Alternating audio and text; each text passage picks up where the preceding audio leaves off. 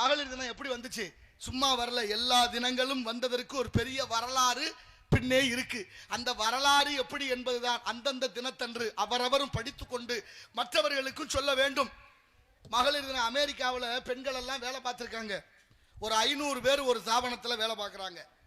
1 மணி நேரம் 2 மணி நேரம்லாம் இல்லை, 16 மணி நேரம் வேலை செய்திருக்கிறார்கள். 16 மணி நேரம் வேலை செய்த அந்த பெண்களுக்கு கூலி கேட்டு போய் நிற்கிற போது அந்த முதலாளி சொன்ன விஷயம் என்ன தெரியுமா? எங்கள் உடற்பசியை தீர்த்துட்டு கூலி வாங்கிட்டு போங்கன்னு சொல்லி வச்சிருந்தாங்களாம். இவ்வளவு பெரிய கொடுமை பாருங்க. படிக்கும் போது எனக்கு நெஞ்சு வலியே வந்துருச்சு. பெண்களை 16 மணி நேரம் வேலை செய்ய சொல்லிவிட்டு கூலி கேட்கும் பொழுது உடற்பசியை தீர்த்து விட்டு கூலி வாங்க சொன்ன பெரிய கொடுமை இருந்திருக்கு. போராடினார்களாம். 1800 சொச்சத்துல அந்த ஆண்டுல போராடி இருக்கிறார்கள். மொத்த போராட்டம் 100 நாள் நடந்திருக்கு. போராட்டத்தில் வெற்றி பெற்ற நாளைத்தான் மகளிர் தினமாக கொண்டாடப்படுகிறது முதலாக. அப்படி போராடி பெற்ற அந்த சுதந்திர மகளிர் தினத்தை மகளிர்கள் எப்படி கொண்டாடணும்?